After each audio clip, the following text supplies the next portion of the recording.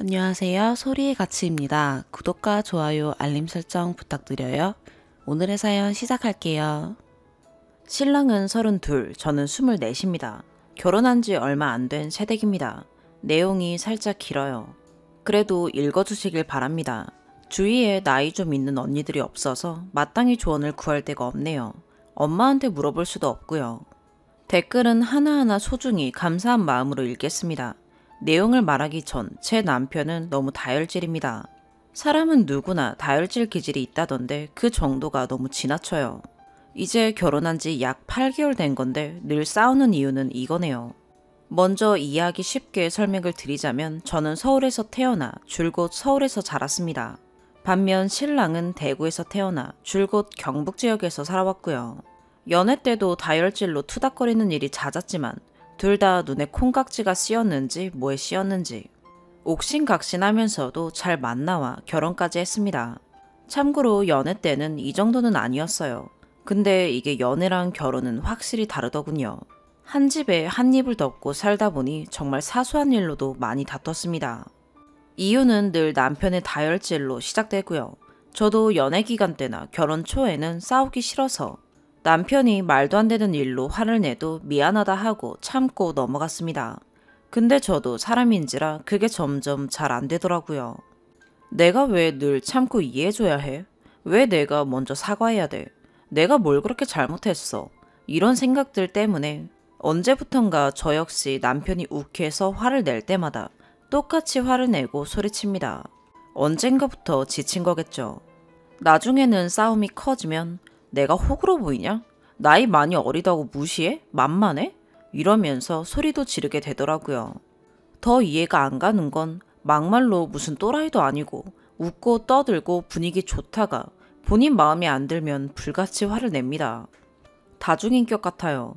지역 감정은 아니지만 저와 부모님, 조부모님도 서울 분이시고 주위에 지방 출신, 지방살이 해보신 분이 없어서인지 어려서부터 줄곧 억양 있는 말투를 못 듣고 자라온지라 남편의 말투에 적응하기가 좀 걸렸어요. 말도 빨라서 한 번에 못 알아듣고 남편은 성격이 급한지라 일반 경상도 분들 말투보다 살짝 더 빠른 것 같네요. 싸우자는 식으로 들리기도 하고요.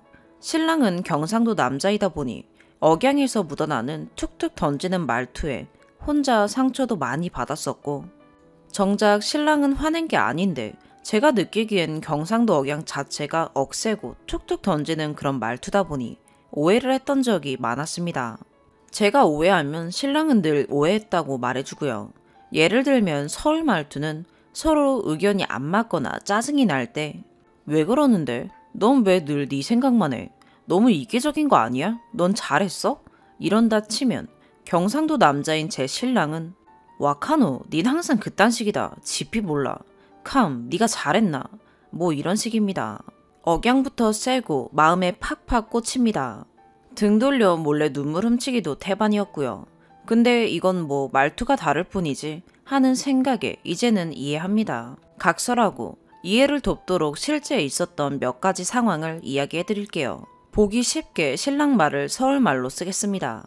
첫 번째, 야식 시켜 먹을 때 몇 달 전인 늦은 밤에 신랑이 출출하다며 배달 음식을 시켜 먹자고 하더군요. 좋다고 하고 서로 배달 책자 보면서 뭐 시켜 먹을지 고민하고 있는데 신랑이 대뜸 중국집 시켜 먹을까? 라기에 아니 중국 음식 별로 안 먹고 싶어.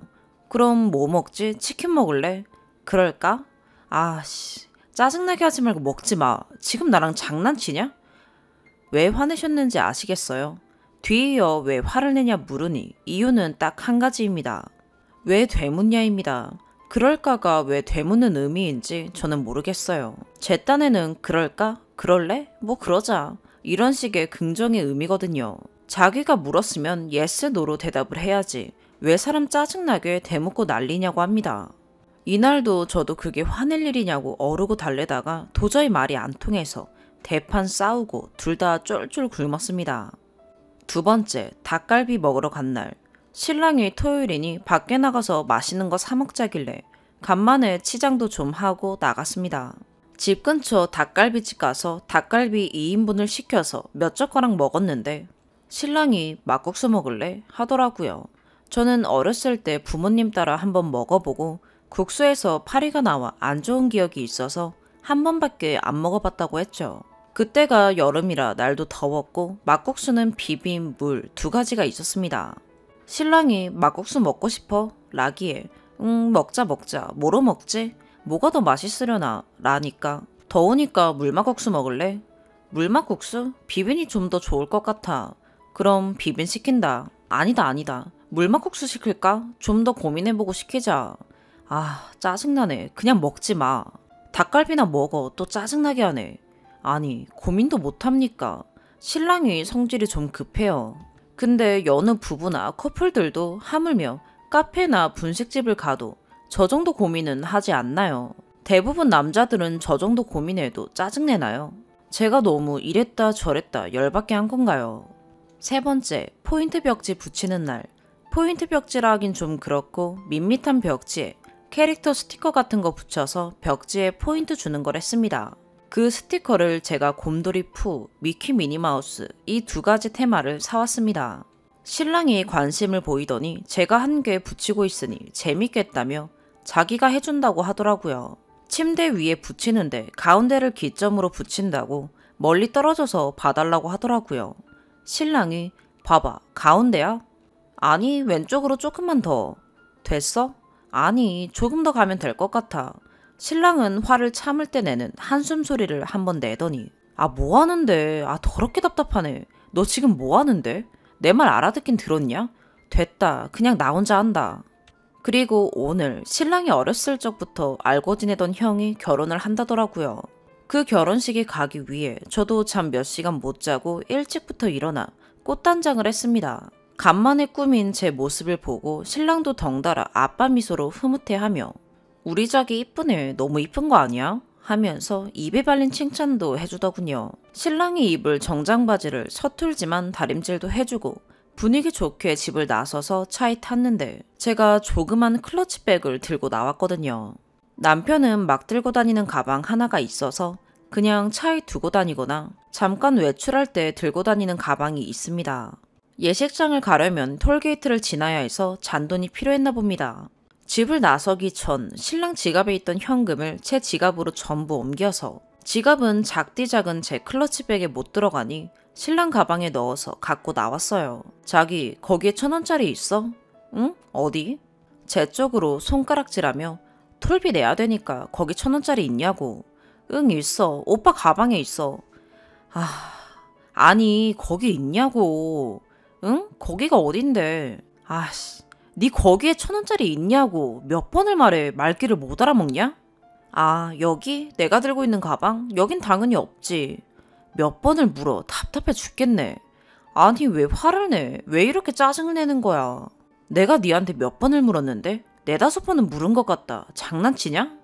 아니 그럼 거기 하지 말고 들고 있는 그 가방에 잔돈 있냐고 하면 되잖아. 거기라고 하면서 네 가방에 손가락질을 몇 번을 했는데? 그게 그렇게 화나고 짜증낼 일이야? 사람 답답하게 좀 하지마. 몇 번을 말해. 왜 맨날 말귀를 못 알아먹는데? 아니 내가 못 알아들었어. 그건 그런데 좀 못 알아들을 수도 있잖아. 지금 당장 톨게이트 앞도 아니고 급한 거 아니잖아. 혼자 왜 그렇게 급해? 몇 번 조근조근 대물을 수도 있는 거 아니야? 아니 내가 차 타기 전에 뒷좌석에 내 가방 놨잖아. 네가 빨리 대답을 해줘야지 내 가방에서 잔돈을 미리 꺼내놓을 거 아니야. 아니 그래서 지금 톨게이트 앞이냐고. 차부터 출발시키고 내가 팔 뻗어서 꺼내도 되잖아. 신랑은 하고 한숨을 한번 쉬더니 악셀을 있는 힘껏 밟아서 출발시키더군요. 그때부터 눈물이 왈칵 하더라고요. 얼마나 공들인 화장인데. 저도 너무 억울하기도 했고 감정이 상하고 너무한다는 생각에 눈물은 줄줄 흐르고 이 기분으로 도저히 식장에 갈 수 없을 것 같아 저 역시 욱하는 마음에 차 세우라고 했습니다. 혼자 가라고요. 저도 이랬던 적은 없었는데 아까는 정말 가기 싫더라고요. 이런 상태, 이 기분으로 예식장 가서 활짝 웃으면서 축하해줄 용기도 맛있는 음식을 맛있게 먹을 자신도 없었습니다. 차 세우라는 제 말을 듣고 신랑이 궁시렁대면서 욕을 하고 엄청 밟아대더니 집에 데려다 주려는 의도였는지 진짜 제 몸이 휘청일 정도로 무섭게 밟더라고요. 그러더니 집 앞에 와서 끼익 하고 세우더라고요. 저는 제 지갑으로 다 합쳐놓은 현금 중 5만 원을 꺼내서 내던지듯이 주고 내리려는데 톨비 줘 하길래 지갑에 있던 지폐 다 꺼내서 대충 주고 집에 들어와서 엉엉 울었습니다. 한 2, 3분 뒤 신랑이 집에 들어와서 결혼하는 형한테 전화하는 것 같더라고요. 자세한 건 못 들었는데 식장 가려고 준비 다 하고 집을 나섰는데 어쩌고 계좌로 보내준다 어쩌고 신랑하고 맥주 한잔 하면서 길게 대화로 풀어도 받고 다혈질 좀 고쳐달라고 애원도 해봤고 같이 화내기도 제가 더 화내기도 울기도 참기도 해볼 건 다 해봤는데 이 불같은 다혈질 고칠 방법 없을까요?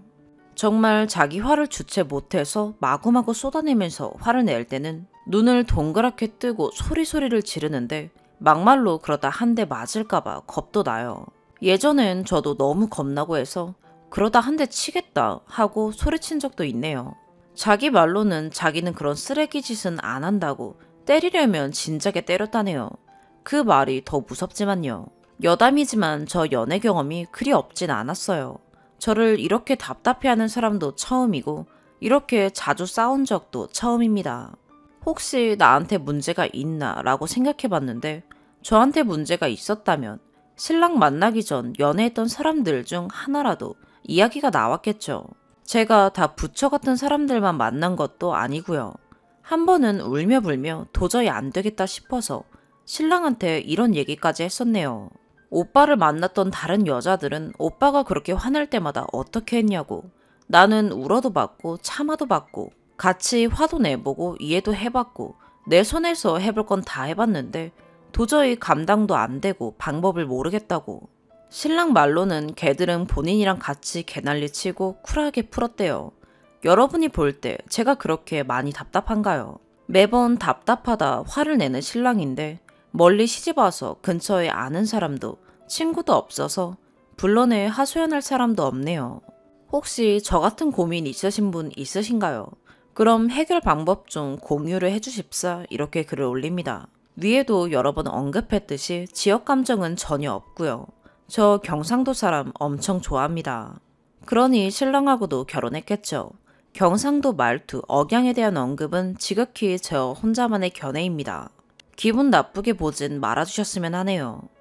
추가, 이렇게까지 많은 관심을 받을 줄 몰랐는데 속상한 마음에 끄적인 글이 생각보다 이슈가 되어서 당황스럽기도 하고 좋은 글도 아닌데 이런 이야기로 큰 관심을 받아 부끄럽기도 하네요.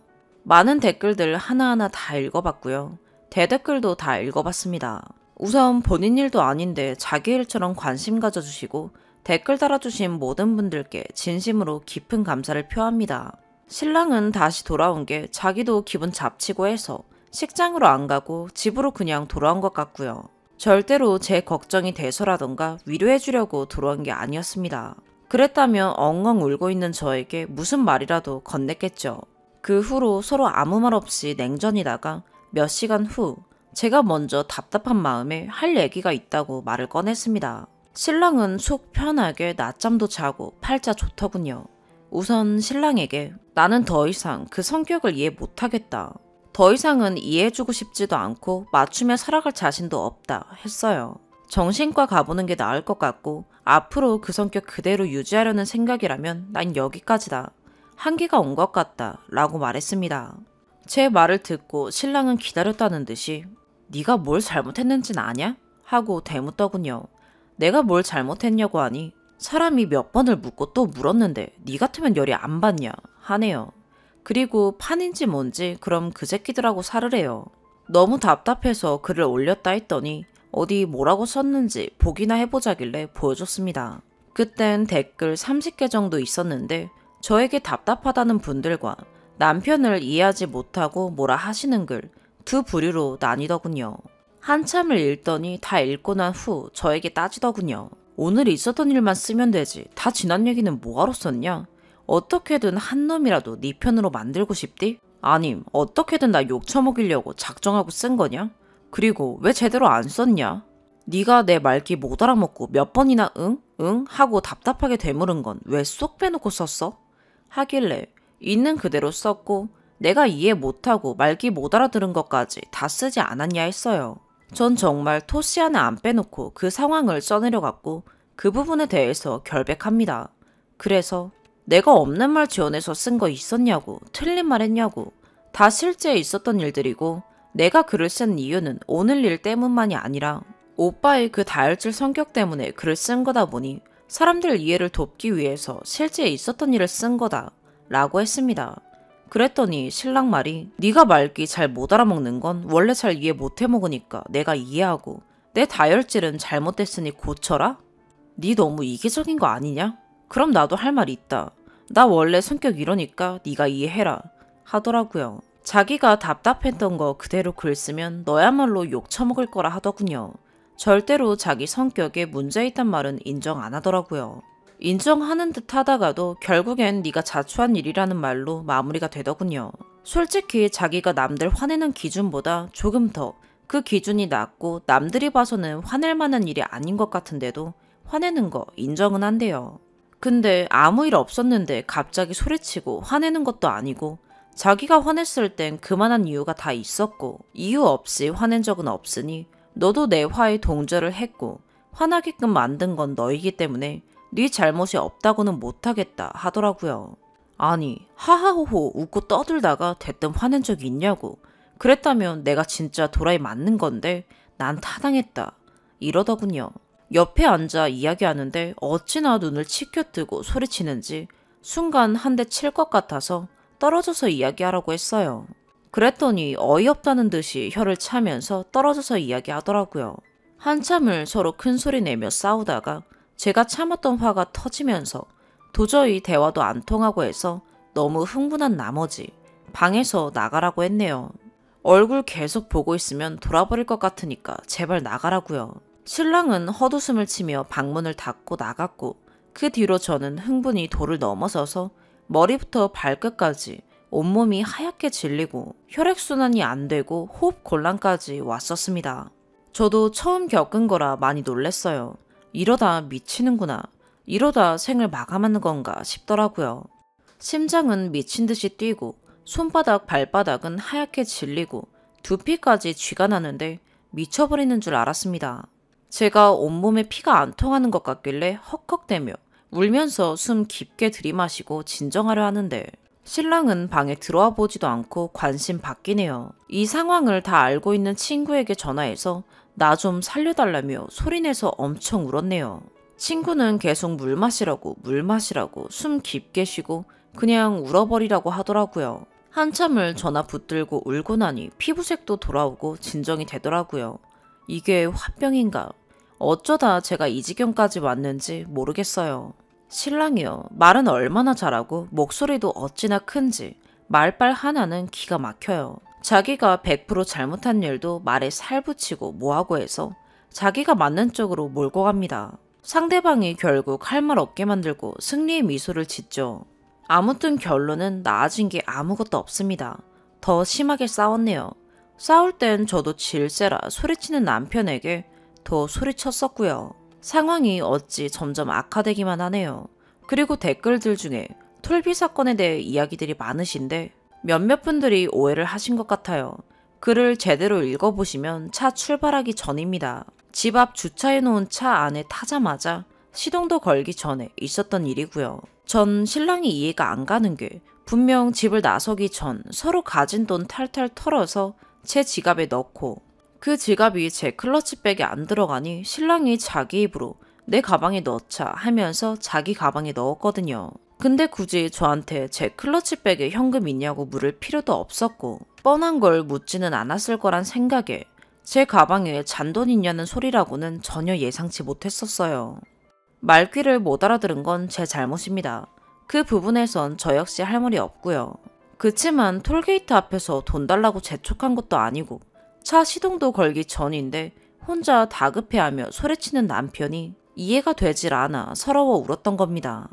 또 댓글 중에 제 성격이 소심하고 눈치 없고 센스 없고 우유부단해 답답하기까지 하다는 분들이 있으신데 저 이 사람 만나기 전까지 소심, 무눈치, 센스 무, 우유부단, 답답 이런 단어 들어본 적이 없습니다. 저도 한성질하고요. 이 사람 말고 다른 사람과 연애할 때는 자랑은 아니지만 오히려 더 당당하고 할 말 다 하고 살았어요. 근데 사람은 상대적인지라 상대가 불 같다 보니 싸움까지 안 가기 위해서는 한쪽이 지고 들어가야 일이 끝나기 때문에 깨갱하게 되더라고요. 원래 성격이 소심해서 할 말 못하고 지고 들어가는 성격이 아닌지라 억지로 참으면서 화병 아닌 화병도 생겼고 우울증도 생겼네요. 작년 여름엔 극단적인 선택까지 했었습니다. 정말 그러면 안 되는 거였지만 적응도 안 되고 멀리 시집와 아는 사람 하나 없는 이 먼 타지에 혼자만 덩그러니 놓인 것 같아 고 괴롭고 슬픈 상태에 술 한 잔까지 하니 혼자란 생각이 그랬네요. 저도 제가 그땐 왜 그랬는지 모르겠네요. 여차저차 신랑이 119에 전화해서 응급차 와서 살긴 살았네요. 당시엔 신랑이 울며불며 내가 다 잘못했고 하라는 대로 다 할 테니 죽지만 말라며 응급차 안에서 오해를 했었지만 그때뿐이네요. 며칠 안 가 다시 원래 모습으로 돌아오더군요. 그러다 보니 자존감도 낮아지고 신랑이 다혈질로 불같이 화를 내다 보니 또 화내면 어떡하지 눈치 보게 되고 참 이럴 땐 내가 등신 같다는 생각도 합니다. 그리고 늘 작은 일로 갑자기 화내는 신랑 탓에 하고 싶은 말도 못다 하고 신랑 언성이 조금만 높아지려 하면 당황부터 해서 어버버거리게 되더라고요. 하는 신랑 한숨 소리만 들어도 저부터 신경이 곤두서고 주눅 들어서 눈치 보고 있어요. 솔직히 톨비 사건 때도 점점 언성이 높아지려 하는 신랑 때문에 겁부터 집어먹어 말귀를 더 못 알아듣는 것도 있었어요. 음식 먹을 때 고르는 건 가끔 단번에 먹을 음식을 못 고른다 뿐이지 계속 질질 끌고 이거 먹을까 저거 먹을까 계속 고민하는 스타일 아닙니다. 어쩌다 고민해서 이거 먹을까 저거 먹을까 하다가 20초 안에 골라요. 골랐다가 번복하는 일도 별로 없고요. 오히려 친구들과 식당 가면 제일 먼저 고릅니다. 또 치킨 사건에서 그럴까로 말들이 많으신데 서울말로 그럴까는 긍정의 의미입니다. 상대를 배려하는 말이죠. 절대 되묻는 게 아닙니다. 이 부분은 신랑과 제 고향 억양 차이로 오해가 생긴 듯해요. 어찌 보면 댓글 말씀대로 제 지나친 배려가 답답함을 만드는 것 같네요. 솔직히 눈치는 굳이 평범한 일반인 눈치를 들어보면 좀 보통보단 없는 편인 거 맞는 것 같네요. 수많은 댓글들 다 읽어보고 느낀 게 신랑은 급한 성격, 다혈질, 분노장애가 있는 게 맞는 말씀 같고요. 저는 눈치도 일반인보다 없고 경상도 말보단 느릿느릿한 서울말씨, 쓸데없는 배려심으로 인해 신랑의 그 불같은 성격에 기름을 붓고 있는 것 같네요. 저 역시 조금 더 느긋하고 여유를 가질 줄 알고 분노를 조절할 수 있는 사람을 만나면 행복할 것 같고 신랑 역시 답답하지 않게 빠리빠리 날아드는 여자를 만나면 행복할 것 같아요. 결국은 서로 안 맞는 사람끼리 억지로 끼워 맞춰 살아가려다 보니 이 지경에 이른 것 같아요. 전체적인 상황에서 다혈질적인 남편 성격이 문제가 됐지만 제 잘못도 없다고 하고 싶진 않아요. 그리고 불행 중 다행인 게 아직 혼인신고는 하지 않았어요. 헤어짐을 준비 중입니다. 더 늦기 전에 이 상황에서 발을 빼고 싶네요. 아기를 가졌던 적도 없고 이쯤에서 그만해야 될 듯 하네요. 나중에 혼인신고도 하고 아기까지 생기고 울며불며 후회해도 그땐 늦겠죠. 소중한 관심과 댓글 감사드립니다. 평생 못 잊을 것 같아요. 글은 내리지 않겠습니다. 혹여나 헤어짐 준비 중에 신랑이 붙잡거나 했을 때 또 마음 약해져서 이 구정물에 다시 몸담지 않기 위해 이 글 곱씹고 또 곱씹으려고요. 사랑이란 단어에 정이란 단어에 가려져 흐려졌던 제 판단력이 확실히 뚜렷해진 것 같아요. 이러다 나아지겠지. 그래도 사랑하니까 참아야지. 라는 도닦는 마음으로 상처난 곳에 얼마 지나지 않아 또 상처를 입고 그 위에 흉이 채 가시기도 전에 또 상처가 얹어져도 사랑하니까 라는 말로 미련하게 모든 걸 다 덮으려고 했네요. 자기 일처럼 가족 일처럼 위로해 주시고 충고해 주신 것 너무 감사합니다. 쓴소리 해주신 분들도 너무 감사합니다. 모두 좋은 신부, 좋은 신랑감 만나서 예쁜 가정 꾸리시길 바라며 예쁜 가정 꾸리신 분들도 가정에 늘 행복이 가득하길 바랍니다. 두 번째 추가. 이게 그냥 오고 가면서 댓글 하나씩 달아주신 건데 힘이 많이 되네요. 신기하죠? 그간 외로움에 찌들어 사람이 많이 그리웠나 봐요. 저 역시 참 모자란 게 많은 사람인데 위로해 주시고 제 글에 공감해 주시고 옹호해 주시는 분들, 단소리 쓴소리 조언해 주시는 분들, 제 일같이 화내 주시는 분들 감사합니다. 쓴소리 해주시는 분들도 다름없이 감사하고요. 슬슬 짐 정리하려고요. 부모님이 계시는 고향인 서울로 가려고 합니다. 정말 다신 오고 싶지 않은 곳이에요. 생각이 많아요. 참 좋을 땐 좋았고 많이 사랑했던 사람인데 미련한 건지 멍청한 건지 웃기게도 좋았던 기억들이 더 많이 생각나 마음 한켠이 아리기도 하고 또 한편으론 후련하기도 하고 싱숭생숭이네요. 같이 산 정이 있는지라 그래도 다혈질, 분노조절 장애만 빼면 사람 참 괜찮은 사람인데 원래부터 악한 사람은 없잖아요. 답답했던 저랑 달리 화끈하고 시원털털한 같은 지역 여자 만나 행복했으면 좋겠네요. 저랑 이렇게 서로 뜻이 안 맞고 성격이 안 맞아 헤어지게 되었지만 그렇다고 이 사람의 불행을 기도하고 싶진 않네요. 여기서 또 제 미련곰탱이 버릇이 나오는 건가요? 제가 글을 쓰면서도 어떤 분들이 보면 끝까지 지 착한 척, 지만 불쌍한 척, 피해자인 척 한다고 볼 수도 있을 것 같아요. 그런데 전 뼛속까지 진심입니다. 인상 깊었던 댓글들이 많았는데 그중 하나가 손뼉도 마주쳐야 소리가 난다. 글쓴이가 그만큼 돋구었기 때문에 이 사단이 났다. 이건 양쪽의 입장을 다 들어봐야 한다. 뭐 이런 식의 댓글이네요. 오르신 말씀 같아요. 제 신랑이 정말 정신 나간 싸패도 아니고 뭔가 나름의 이유가 있겠죠. 그런 성격의 신랑을 제가 좀 더 부드럽게 케어해주면 괜찮아질 것 같다는 분들 안 해봤겠습니까? 연애 초, 결혼 초에 본인의 다혈질 성격을 부드럽게 만들어주고 한 번 더 생각하게끔 화냈던 자신이 미안해지게끔 만드는 제 모습에 반했던 신랑이네요. 그런데 제가 언제부터 바뀌었어요. 당하고 반복되는 그 성격 때문에 지쳐서 어느 순간 놓아버리게 되고 같이 화를 내게 된 거죠. 이 부분에서 신랑은 되려 저에게 변했다고 합니다. 저도 참 많이 변했어요. 한결같았어야 했는데 저도 사람인지라 계속 달래주고 이해해주고 조근조근 설명해서 화를 풀어주기가 쉽지 않더라고요. 아무튼 댓글들 감사합니다. 대댓글까지 계속해서 쭉 실시간으로 읽고 있네요. 서울 가서도 읽을 거예요. 응원도 좋고 욕도 좋습니다. 이 글이 사람들 기억 속에서 잊혀질 때까지 댓글 하나 안 달리는 순간까지 읽고 또 읽겠습니다. 작가가 꿈이었는데 서울 가선 글 공부도 하고 연애에 미쳐 다니다 집어치운 대학도 다시 다니려고요. 이제부터라도 제 자신을 사랑하며 살렵니다. 성격도 화통하고 웃음도 많고 장난기도 많고 주위에 항상 친구들이 끊이질 않았었는데 어쩌다 제가 이렇게 시커먼 암흑 속에서 두 눈만 꿈뻑이며 살고 있었나 싶네요. 읽고 또 읽어주신 분들 감사합니다.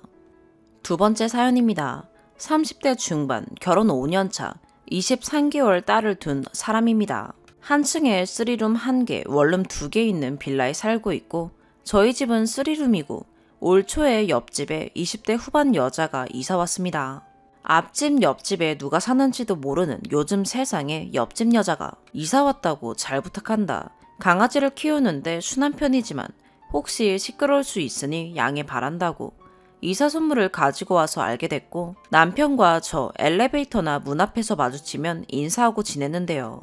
고향에서 보내준 과일이라고 가져다주고 저도 고마워서 답례로 음식 같은 거 오고 가고 하다가 이웃치고는 꽤나 친해져서 한두 번 집에서 차 마시고 지냈어요. 딱 이때부터다 라고 하기에는 제가 둔해서 몰랐는데 자꾸 저한테 꾸미고 다니라고 하고 화장은 이제 아예 안 하나 봐 라고 눈치 주고 출산하고 살 뺀다더니 2년이 돼가는데 똑같네 뭐 이러는데 처음엔 신경도 안 썼어요. 옆집 여자가 저녁 7시에 벨을 누르고 남편이 나갔는데 공구를 빌리러 왔답니다. 제가 밥하다가 얼굴을 쓱 보니 집에서 있는 슬립 차림에 가디건만 입고 왔더라고요. 돌려줄 때도 그 차림이로요. 그 이후에 자전거가 고장이 났다며 간단한 건데 봐줄 수 있냐고 집에 있는 남편을 1층으로 불러서 둘이 내려갔고요. 저는 아기 보느라 집에 있었어요. 그때도 레깅스에 탑 입은 채로 2월이라 패딩 입었는데 다 안 잠그고 가슴꿀 보이는 채로 오더라고요. 저녁에 저희 집에 차 마시며 수다 떨러 온다고 할 때도 차 다 마시고 할 말도 없는데 이상하게 시간 끄는 사람처럼 집에 있다가 남편 귀가하면 꼭 얼굴 마주치고 가고 어느 날은 남편이 와도 집에서 계속 수다를 떨다가 갑자기 저한테 다이어트 되는 스트레칭을 가르쳐 준다면서 남편이 거실에 아기 보고 있는데 고양이 자세 같은 거 하고 다리를 양옆으로 찢는 자세도 하고 그러더라고요. 사실 썸 타는 거는 제가 좀 오버하고 망상인지 모르겠지만 집 올라가는 엘리베이터에서 마주쳐서 같이 타고 갔는데 저는 아이 안고 있어서 아이보다 거울로 비친 남편과 옆집 여자가 둘이 씩 하고 웃는 걸 잠시 봤는데 꼭 저 안 보는 데서 몰래 눈빛 교환하는 걸로 보였고 그 느낌이 이상하게 쎄하더라고요. 또 이상한 건 저희 빌라가 방음이 잘 안 돼서 옆집에서 나가거나 들어오면 현관문 도어락 소리가 잘 들립니다. 그래서 옆집 여자가 들어오고 나오는 걸 아는데 이상하게 그 여자가 저녁에 어디 나가는 현관문 소리가 들리면 남편이 몇 분 뒤에 담배를 피러 나가야겠다는 둥 음식물 쓰레기나 분리수거를 하러 나간다는 게 잦아졌어요. 제 남편은 원래 게을러서 제가 쓰레기 버려달라고 하면 조금 있다 한다 하면서 계속 미루는데 요즘은 안 시켜도 나가고 그렇게 나가면 한참 동안 나갔다 들어오는 건 아니고 10분, 15분 정도 사이에 들어옵니다.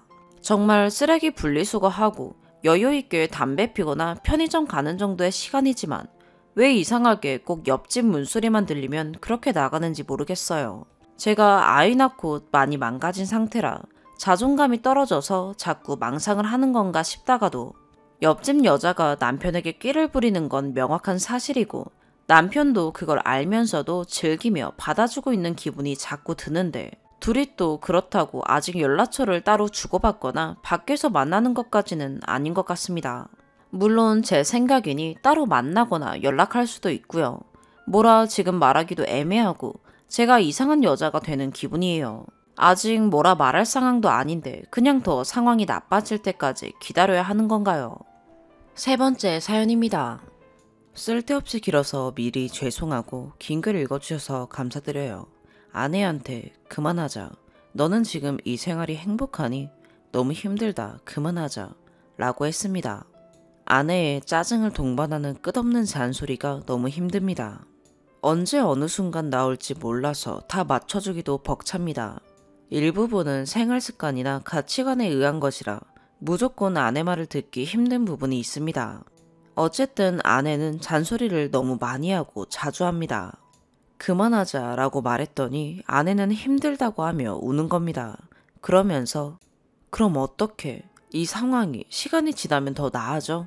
라고 되묻는 겁니다. 저는 모르겠다. 너무 답답하다. 라고 했습니다.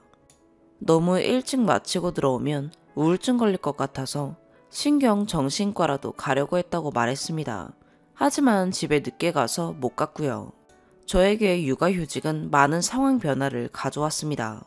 제가 직장에 있을 때보다 육아에 대한 아내의 기대가 높아서인지 처음부터 육아와 투자를 병행하겠다고 한 제 잘못인지 참고로 투자는 일주일에 3일 동안 하기로 합의하고 장모님께서 그 3일 낮 동안 애를 봐주십니다.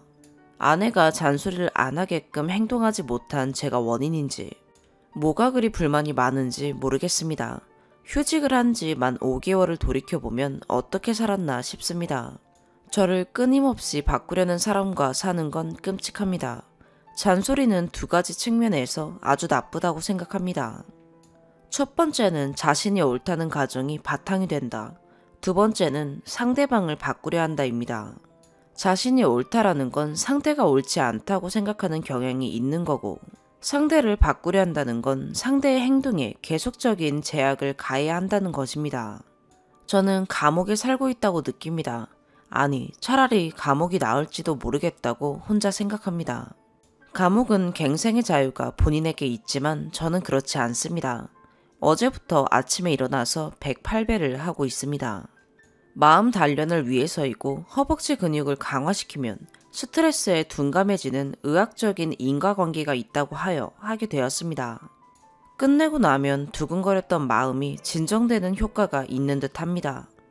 지금 현재 아침 6시인데 방금 108배를 마치고 이 글을 쓰고 있습니다. 마음이 많이 진정된 상태입니다. 아내가 어제 잠들기 전 아기는 자기가 돌볼 테니 제 마음대로 하랍니다. 이 해결책이 많은 잔소리를 해결해 줄 수 있을까? 라는 생각이 듭니다. 이러한 얘기들을 아내에게 보내니 답장이 왔지만 아내가 제 문제를 이해하지 못한 것 같아서 다음과 같이 답장을 했습니다. 땡땡아, 나도 네가 고생 많이 한 거 안다. 그동안 정말 수고 많았다. 나도 애 키워보니 너처럼 하기가 정말 힘들더라. 어머니들은 존경받아 마땅해. 그 부분은 충분히 인정받아 마땅해. 논할 여지가 없다. 한 번 더 내 입장을 다른 문장으로 분명히 얘기할게. 너가 내 입장이라고 생각해봐. 자주 잔소리하고 자주 짜증내고 자주 이것저것 시키고 대화하다가 화내면서 입을 닫고 칭찬, 고마움 등 따뜻하고 이해받는 듯한 말을 하지 않는 사람과 평생을 같이 살 수 있나? 안 미치면 다행이라고 생각한다. 대개의 경우 짜증은 너로부터 출발하고 나는 어이없는 경우가 너무 많다. 너에 대한 참고서라도 있다면 공부하고 싶은 마음이다. 너는 끊임없이 잔소리를 하면서 나를 괴롭히고 싶나? 내가 수도 없이 잔소리 좀 하지 말라고 얘기해도 말과 행동이 그렇게밖에 안 나오나?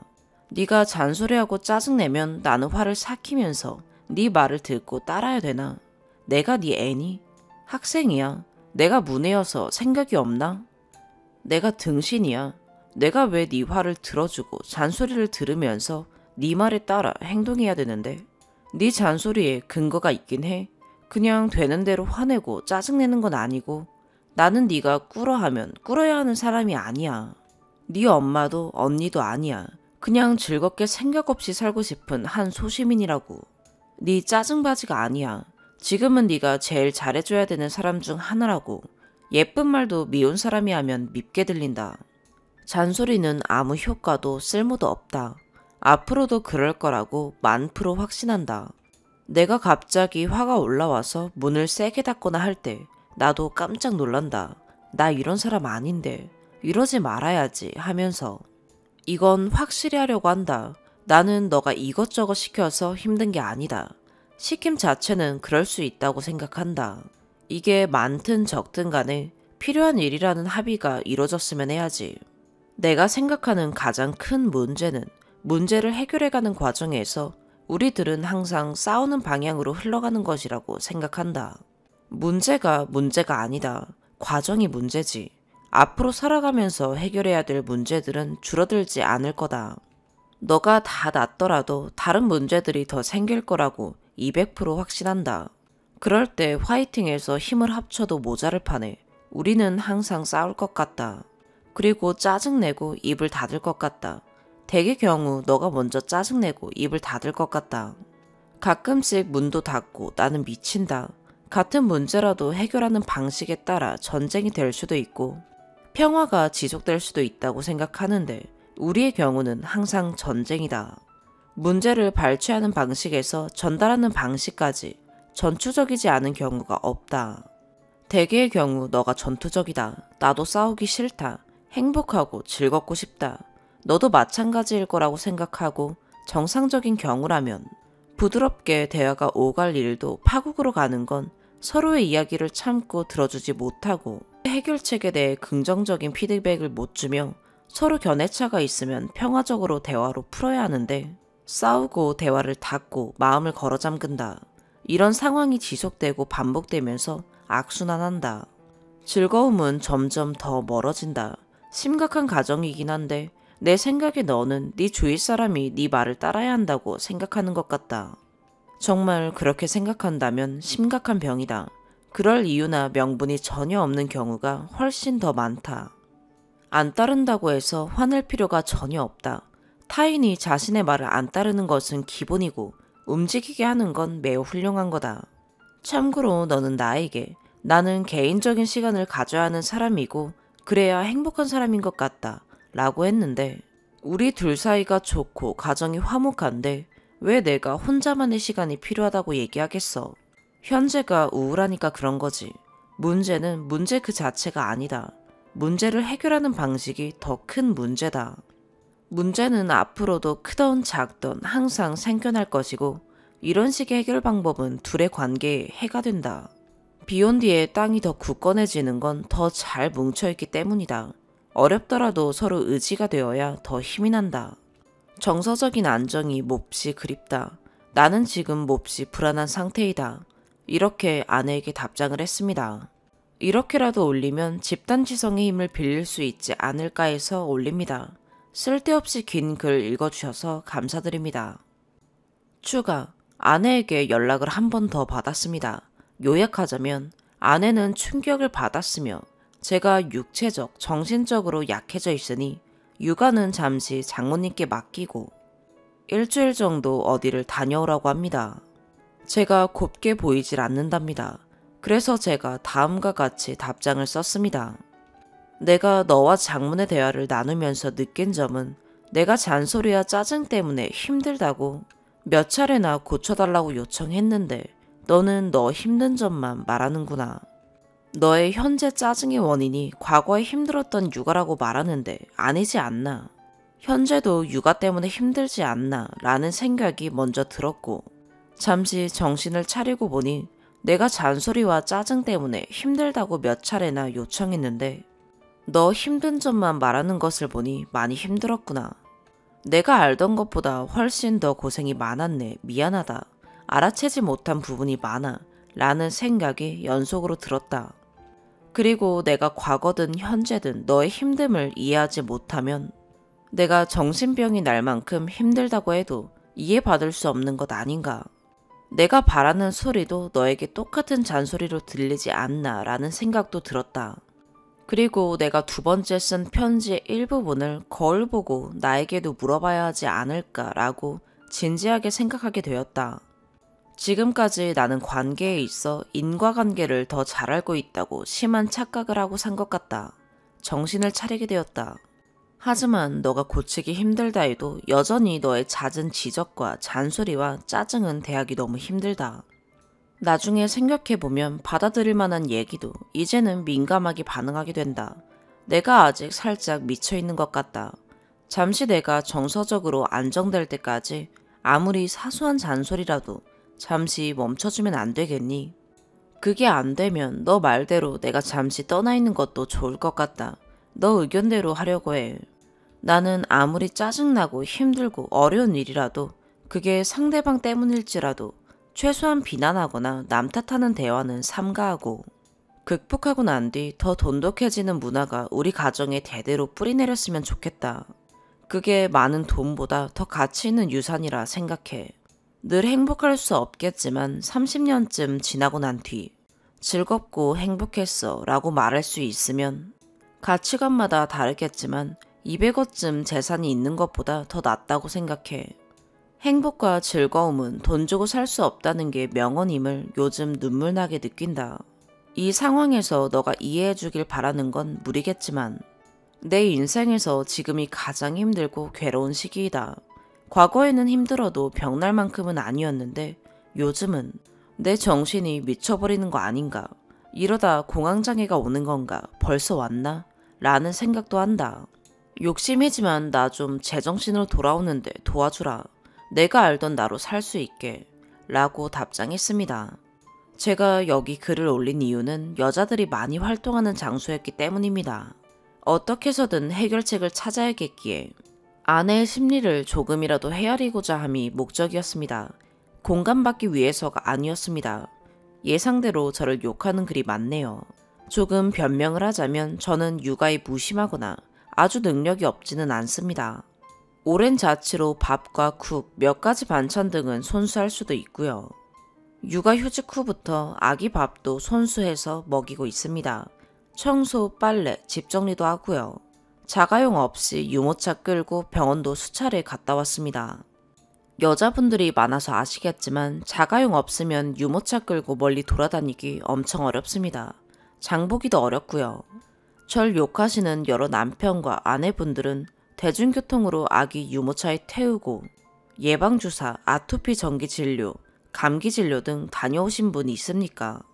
묻고 싶네요. 휴직을 하더라도 생활비는 유지한다고 약속했기에 증권투자를 병행하고 있고요. 증권투자 실력이 없는 편은 아닙니다. 아내도 인정했고요. 생활비는 휴직 전보다 조금 적게 주지만 그래도 거의 유지합니다. 그리고 나머지 부분은 아내가 보충하고요. 아내는 중학교 교사입니다.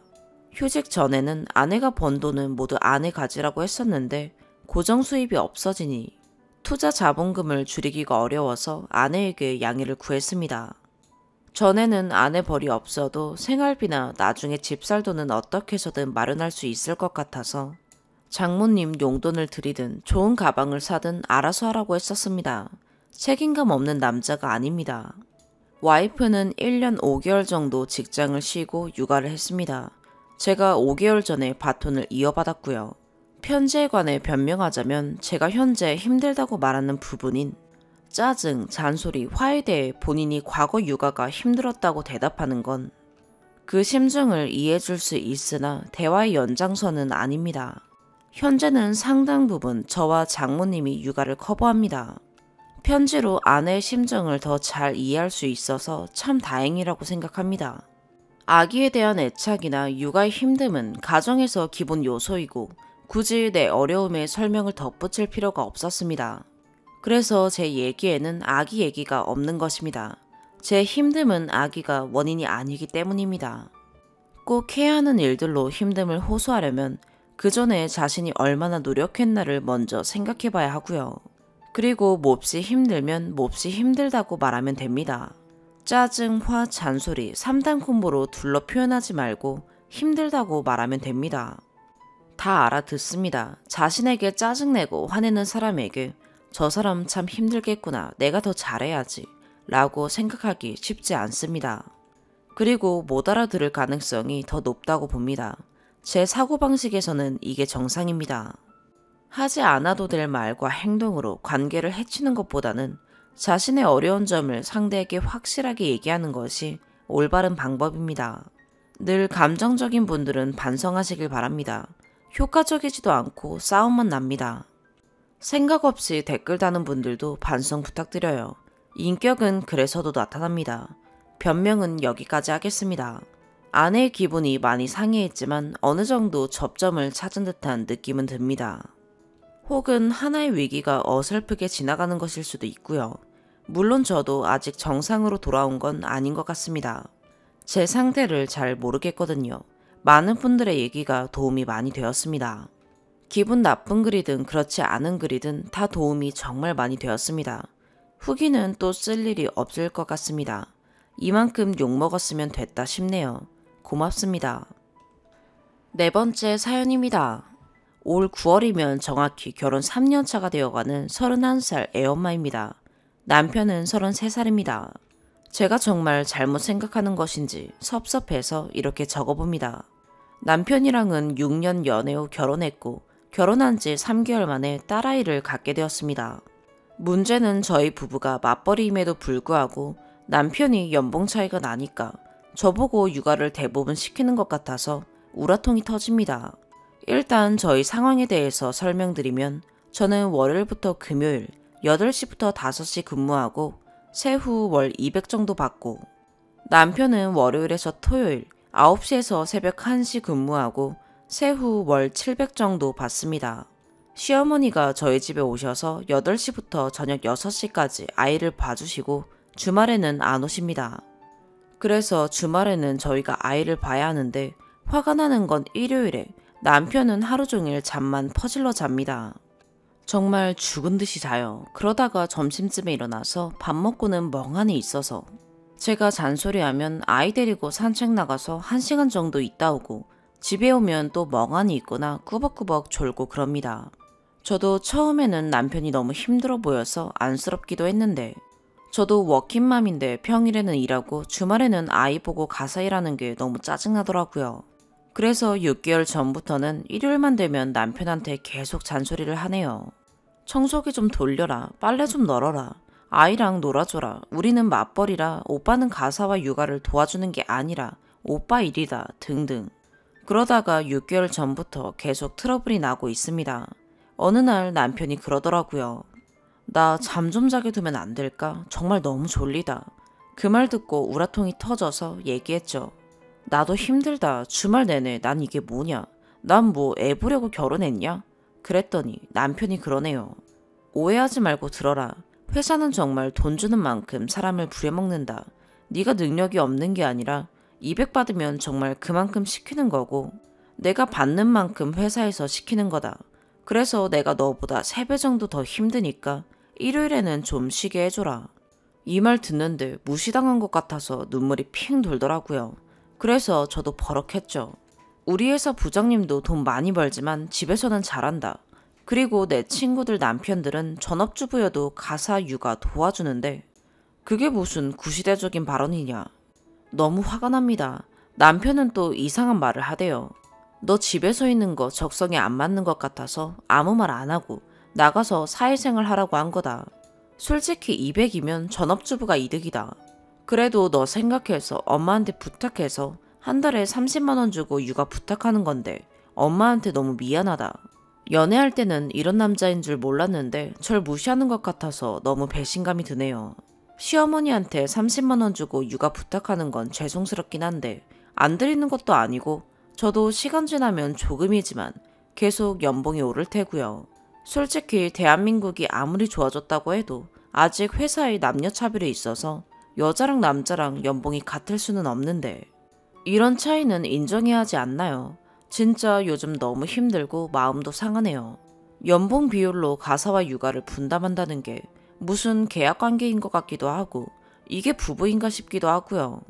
차라리 남편이 저랑 비슷한 연봉 받고 가사와 육아를 반반씩 했으면 좋겠습니다. TV처럼 엄마 없이 아이와 아빠가 48시간 떠나는 일반인 프로그램이 있었으면 좋겠습니다. 이런 걸 해야 남편도 육아를 이해할 텐데 말이죠. 답답하네요. 남편과 어떻게 해야 문제를 해결할 수 있을까요? 추가. 댓글 보다가 자꾸 남편이 불쌍하다 이런 소리만 있어서 추가합니다. 지금 신혼집 아파트 사는데 남편이랑 똑같이 1억 보탰고요. 은행 대출금 1억가량 있어서 시어머니가 자기한테 돈 주지 말고 대출금 먼저 갚으라고 적게 받으시는 겁니다. 그냥 남편이 자기 엄마한테 미안해 미치겠다 이런 소리 하는데 애초부터 합의가 되었던 사항이에요. 그리고 남편 근무 시간은 솔직히 시간만 적어서 저렇게 힘들어 보일 수는 있는데 들어보니까 하루 종일 일하는 것도 아니고 점심까지는 미팅하고 뉴스도 보고 그러다가 저녁에 일 몰아서 하는 분위기더라고요. 다만 위에 부장급들이 집에 잘 안 가서 늦게 오거나 회식을 자주 하기도 하고 길어져서 늦는 거예요. 좀 속상하네요. 두 번째 추가. 일하다가 잠깐 봤는데 악플이 장난 아니게 많이 달리네요. 이제는 조금 무섭습니다. 제가 그렇게 잘못했는지 다시 한번 생각해 보겠습니다. 인터넷이라 그런지 친구들은 다 제 편인데 여긴 그렇지 않네요. 좀 충격받았습니다. 몇몇 분은 제 친구들과 같은 의견인데 대다수는 아니네요. 조금 더 변명하자면 솔직히 결혼 전에는 나름 스스로 한미모한다는 소리 들었고 저 좋다는 남자들 많았습니다. 오랜 기간 연애하면서 더 잘 나가는 남자들 보면서 흔들린 적도 많았는데 지금 남편이 착해 보이고 저한테 평생 잘할 것 같아서 결혼했고요. 솔직히 남편 외모는 제 입장에서 정말 못생겼다고 생각합니다. 남편도 결혼 전에는 제 손에 물 한 방울 안 묻힐 것처럼 얘기했는데 점점 달라지니 제가 잘못 판단했나 싶기도 하고 속상하기도 해서 글을 올린 겁니다. 의사 남편, 변호사 남편들이랑 결혼해도 거의 몸만 가는 친구들에 비해 전 결혼 비용도 많이 부담했기에 친구들한테 왜 그렇게까지 하냐 소리까지 들었는데 연봉 하나로 사람을 평가하는 것 같아서 기분은 좀 나쁘네요. 전업주부는 제가 못하는 게 아니라 먼저 결혼한 전업주부 친구들이 돈 조금 받더라도 사회생활을 해야 남편이 우습게 안 보고 계속 긴장하고 여자로 본다는 소리를 듣고 안 하는 겁니다. 일단 더 생각해 보겠습니다. 그리고 대화의 방법이나 도우미를 쓰라는 좋은 의견은 감사합니다. 세 번째 추가. 애기 재우고 오니까 또 한가득 악플이 달리네요. 고맙네요. 덕분에 저 진짜 오래 살 것 같아요. 어차피 뭐라고 써도 얼굴 안 보인다고 욕하는 것 같은데 그냥 편하게 쓸게요. 진짜 학창시절에 뭐든 다 어중간하던 찌질한 애들이 샘나니까 끼리끼리 모여서 뒷담화하던 게 떠오르는데 딱 그 꼴이네요. 그럼 미모가 경제력이지 아닌가요? 솔직히 남자는 능력, 여자는 외모, 이건 세월이 지나도 불변해질 리 아닌가요?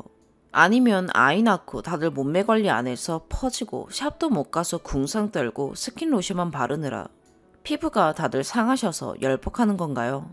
그래는 안 썼는데 전 항상 출근하기 2시간 전에 꼬박꼬박 일어나서 풀 메이크업 및 머리 단장하고 주말에도 남편한테 흐트러진 모습 안 보여줍니다. 덕분에 남편은 아무리 피곤해도 일요일 밤에는 무조건 달려듭니다. 이혼하면 내가 아쉬울 거라고 말하는데 전 지금도 남편이 아쉬우면 아쉬웠지 전 아쉬울 거 없다고 생각하네요. 시어머니 역시 불쌍하다고들 하는데 평일에 애기 데리고 친딸처럼 같이 데이트도 하고 시어머니랑 저녁 외식도 자주 하고 옷도 예쁜 거 있으면 제 돈으로 사드리고 트러블 하나 없네요. 아까 퇴근하면서 친구들한테 이글 보여주고 방금 소감을 종합해본 결과 제가 처음에 글 작성할 때 상황을 충분히 설명하지 못해서 정확하게는 남편이 했던 말을 그래도 남편이라고 좀 순화해서 써서 여론이 안 좋게 흘렀고 지금은 어떤 말을 해도 악플이 달릴 거라고 하네요. 저도 물론 지금 그렇게 생각하고요. 한 친구는 그냥 글 내리라고 했는데 오기가 생겨서 그냥 내버려 두렵니다. 몇 주, 몇 달, 몇 년 간격으로 이 글 보고 제가 진짜 잘못했다고 생각하면 그때 내릴게요. 근데 솔직히 지금 저랑 같은 생각하시는 분 있는데 여론이 이렇게 흘러서 말 안 하시는 분들도 있다고 생각해요. 주위에서는 내가 제일 성실하게 살고 있다 생각했고 나도 요즘 너무 피곤하고 속상해서 글을 올려본 건데 이건 천하의 나쁜 년이 되어버렸네요. 이제 더 이상 추가글 안 올릴 테니 추가하지 말아라 보기 싫다 하지 마세요. 그래도 좋은 조언 해주신 분들께는 감사합니다. 조언해주신 대로 주말에 도우미를 쓰자고 남편한테 얘기하는 게 정답인 것 같네요. 5번째 사연입니다. 결혼한 지 한 달 된 37살 남자입니다. 호칭 문제로 멘붕이 와서 여기저기 물어보다가 이곳까지 오게 되었습니다. 제가 나이가 많아서 꼰대인 건지 아니면 그래도 제가 맞는 건지 한번 봐주세요. 일단 저는 기본적으로 뭐가 딱 맞는 호칭이다 아니다를 떠나서 최대한 예의 있게 호칭을 하는 게 좋다고 생각해서 처가댁 아버님 어머님이라 부르고 와이프 언니나 여동생은 함부로 호칭으로 부르지 않고 존댓말을 쓰고 있습니다. 언니 남편은 저보다 1살 어리지만 형님이라 부르고 존댓말 쓰고 있고요. 여동생 남편에게도 당연히 존댓말 쓰고 있습니다. 와이프보다 5살 어린 처남에게도 존댓말 쓰고 있고요. 기본적으로 처가댁 식구들과 제대로 만난 지 3달 정도밖에 안 됐습니다. 그런데 결혼하고 뭔가 좀 이상하다 생각했는데 아버님 어머님이 일단 저를 이름으로 부르십니다. 아예 호칭이 없고 그냥 이름으로 땡땡아 이렇게 부르시는데 집안 어른께서 그렇게 부르는 거니까 이해했습니다. 그런데 와이프 언니도 저를 이름으로 부르고 심지어 저보다 1살 어린 형님인 와이프 언니의 남편은 저를 형이라고 부르네요. 그러면서 말 편히 하라고 하고요. 이걸 어떻게 해야 하나 하고 있었는데 와이프 여동생은 저를 오빠라고 불러요.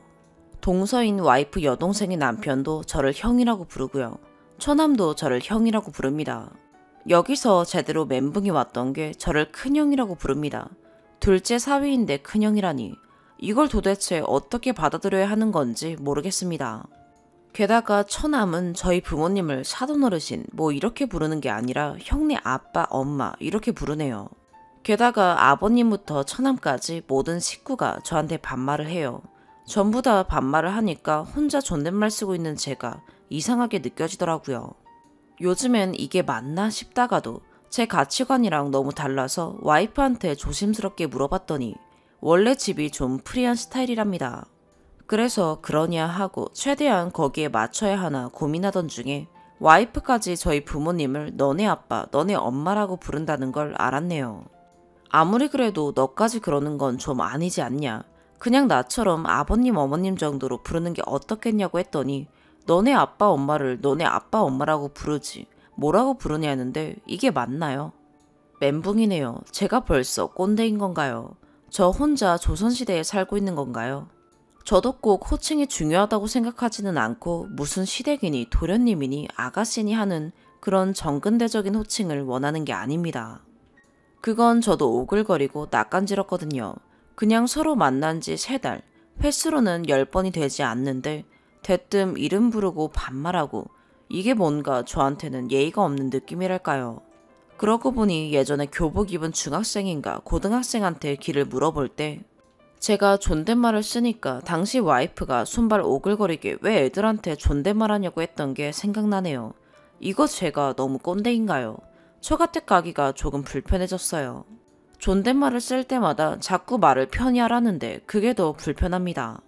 조언 좀 해주세요. 제가 잘못된 거라면 최선을 다해 고쳐보겠습니다. 추가. 이렇게 많은 분들이 보시고 조언해 주실 줄은 몰랐습니다. 댓글 하나하나 꼼꼼하게 읽어봤습니다. 정말 감사합니다.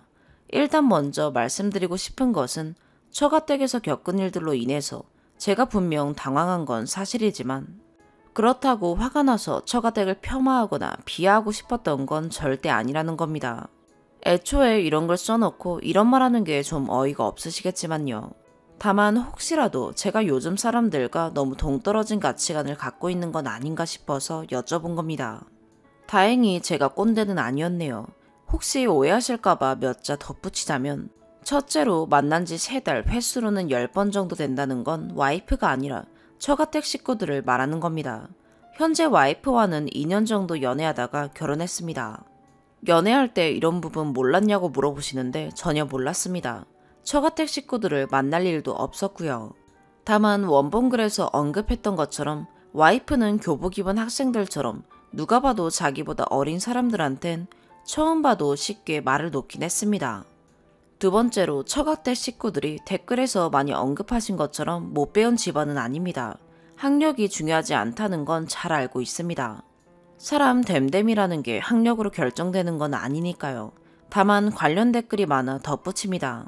자세히 말씀드리면 혹여 알아채는 지인분들이 계실까 조심스럽지만 아버님, 어머님 전부 대학까지 나오셨고 아버님은 전문직, 어머님은 예술계 쪽 일을 하셨습니다.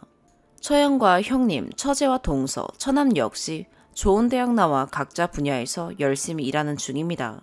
와이프 역시 마찬가지고요. 세 번째로 저 역시 무슨 딱딱한 호칭을 고집하면서 처가댁과 어려운 사이로 지내고 싶진 않습니다. 많은 분들이 댓글에서 언급해 주신 것처럼 처가댁 식구들과 친하게 지내길 바라고 있습니다. 당연히 호칭도 좀 더 편하고 말도 좀 더 편하게 할 수 있겠죠. 다만 그렇게 친해지기 전까진 어느 정도 시간이 필요하리라 생각했습니다.